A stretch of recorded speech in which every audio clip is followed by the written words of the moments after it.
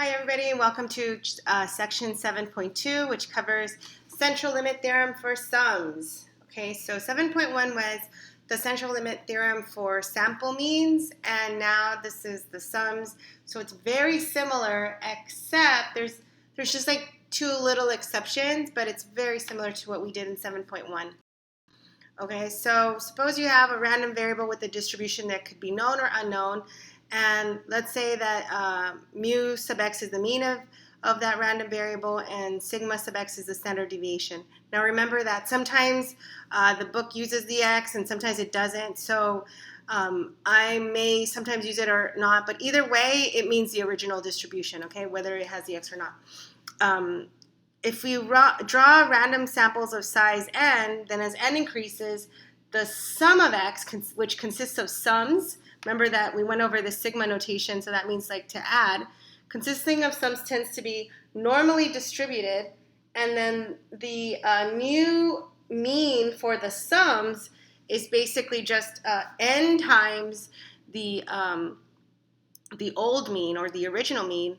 And then the new standard deviation is, for the sum, is the square root of n times the original standard deviation. So see how that's a little different from last time. And so the normal distribution has a mean equal to the original mean multiplied by the sample size, and the standard deviation is equal to the original times the square root of the sample size. Okay, so when we find the probabilities for the sums, we do normal CDF like before, second distribution, normal CDF, and then the lower value, the upper value, n times the mean, and then square root of n times standard deviation. So see here, when you do your notation, it's the sum of x, the random variable will be sum of x, is normally distributed where the new mean is n, the original, and the new standard deviation. Just to show you here, so this is the mean of the original, standard deviation of the original, and then sample size is n. So sometimes you'll see this, mu sub, and then it has a little sum of x. So this means this here is the mean for the sums, and this would be like the original mean, okay?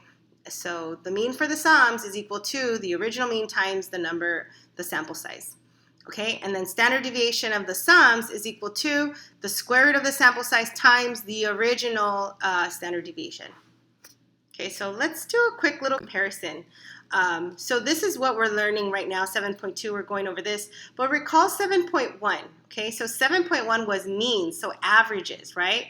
So that notation was x bar, there should be a tilde, is normally distributed where the new mean is same as the original, and then the new standard deviation is the same as the old one divided by square root of n.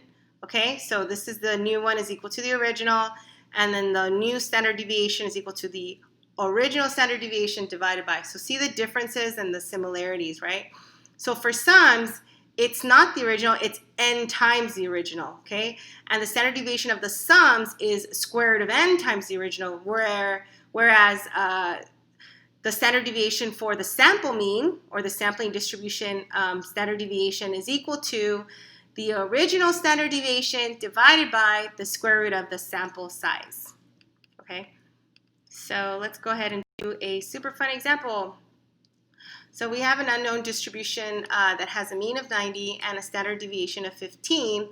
A sample of size 80 is drawn randomly from the sum of the 80 values or the total more than 700. So here's like the key words, right? So we don't know the distribution, but we do know its mean, and we do know the original standard deviation, okay? And then we also know that we're drawing samples of size 80. So right away, what should that tell you? Okay, so right away, that should tell you that the new mean of the sums, so this, mu sub sum of x is going to be n times the original. So what's n? N is 80, and the original mean is 90, okay? And so that's 7,200. The standard deviation of the sums is square root of n times sigma of x. So it might help to little pencil out and you just go, okay, this is my original mean right here. Mean is 90, right? This is my original standard deviation, okay? And here's my n, okay? So you already have like the three things. And so you're plugging them into this here. So n times mu of x, so 80 times 90, right? And then you have here square root of n, so square root of 80 times the original standard deviation, which is 15. Okay, so you have 15, and then this one was 90, and then this one was 80. Okay, so then the sum of the 80 values, right? That's just here. What are we looking at? We're saying it has to be more than. So the value that we're into, or the value that we're questioning, is 7,500. So that's this right here, 7,500.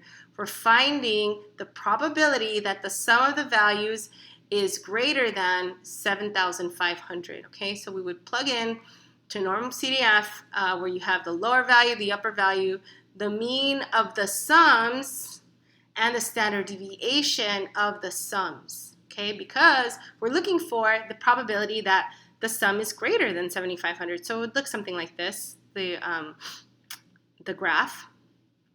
So yeah, so it's lower, upper, n mu of x, square root of n sigma of x. This is missing a little parenthesis right there. I don't know why. Okay, so let's go ahead and look at it. Okay, so we have mean of the sums is n mu of x. So what we're going to do here, we're going to hit second distribution. Okay, normal CDF. Right? Hit enter. The lower bound is now going to be what? It's going to be 7,500, because we're trying to find a p of sum of x greater than 7,500. Remember? Probability that the sum of x is greater than 7,500. Okay, so remember that our new mean is 80 times 90, so it's n times the original mean. Okay, n times the original mean, and then the new standard deviation is square root of n times the old standard deviation. So that's that, and then your total would be 0.0127. Okay, so that is that. All right, so now we're saying, okay, let's do another type of problem where you have find the sum that is 1.5 standard deviations above the mean of the sums. Okay, so very similar to one before, but we would use this little formula here because basically they're telling you the z-score. Because it's 1.5 standard deviations, we can say, oh, okay, well that z-score is 1.5. And this here comes from the formula for for z. So let's go ahead and go through it. So basically this is sum of x, and we have here n times the original mean, which is the mu of the sum here. So mean of the sum plus standard deviation, 1.5 standard deviations of the sum away. Okay, so that'll be the new one. So we have here the mean of the sum is just 80 times 90 plus, and then our z is given in the problem 1.5, so 1.5 times, and the standard deviation of the sum according to central limit theorem is 1.5 times, square root of 80 times 15, and that's what you get. So then here, let's do another example. The mean number of minutes for app engagement by a tablet user is 8.2. Suppose the standard deviation is 1. Okay, so this already, just by reading this here, okay, my mean is 8.2. So this is kind of like, you can do this like on your own too. 8.2, and then my standard deviation. So right away you should be writing this little symbol and thinking, okay, standard deviation is going to be equal to 1. And then my sample size is 70. Okay, fine. So that tells me that n is going to equal 70. Okay, so now I have n equals 70 here. So what are the mean and the standard deviation for the sums? Okay, so we're going to use what we know. Okay, we know that the mean of the sums is going to equal to n, the original. So 70 times 8.2. So that's 574 minutes. And then we know that by central limit theorem, the standard deviation of the sums is going to be square root of n times the original standard deviation. So that's square root of 70 times the original standard deviation, which is 1. So that's 8.37 minutes. Okay, let's do another one. Same situation, except that now they want us to find the 95th percentile of the sum, or for the sum, right? And then let's interpret it. So what would that be? Remember, when we're trying to find the 95th percentile, we use inverse norm. The only difference is, so we still have the area 95.95, but now we're going to use the mean of the sum, right? The mean of the sum, which is n, sorry, this is supposed to be a little sigma, sorry. Mean of x, sum of x.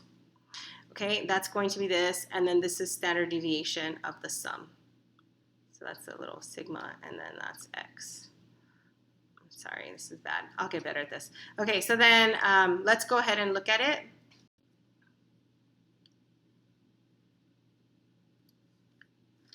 So again, we do second, and then we hit distribution, right, or vars. Go down to inverse norm, hit enter. Okay, what's our area? We're finding the 95th percentile, so 0.95 goes here. That's right here. What's our mean? We're using the mean of the sum, so we're doing 70 times 8.2, right? N times the original mean. And then we're using the standard deviation of the sums. So we're doing square root of 70, square root of n, times the original standard deviation, which was 1. Okay, and you might say, well, why? Who cares? But we still write it just so that you know. And the tail is the left, and then go to paste and hit enter, and that's it. So your 95% of the sums of app engagement times are at most 587.76 minutes. Okay, so now it's let's have the same situation where we have mean is 8.2, standard deviation is 1, sample of size 70, and we want to know the probability of that the sum of the sample is at least. So what does it mean to say at least? Okay, so we want the probability of the sum to be at least 10 hours. So what does that mean? Haha, what does that mean? We're talking about sums though. 10 hours is equivalent to 600 minutes. Why do we need to change it? Well, everything is in minutes. Look, the mean is in minutes, the standard deviation is in minutes. So we need to think about it in minutes. So what they're really asking us is, okay, the probability that the sum of the sample is greater than or equal to, so at least 10 hours, which is 600 minutes, okay? So we're going to use norm CDF, right, because we're finding a probability, so we're going to use normal CDF, okay? And this is what it looks like. We're going to do second vars to get distribution, okay? So then go down to normal CDF. My lower bound in this case is 600 because we're doing greater than or equal to. And then my upper bound will be 10 to the 99. The book does the e to the 99, but remember it's the same thing as saying 10 to the power 99. My mu is the new mean, right? This is a mu of sum of x, which is 70 times 8.2. Okay, and then my new standard deviation for the sums is square root of 70 times 1. I mean, you don't have to write the times 1 in this case, but it's just a good practice to do it. So then hit paste. Then hit enter, and you get this 9.43114. So their practice is 7 through 36.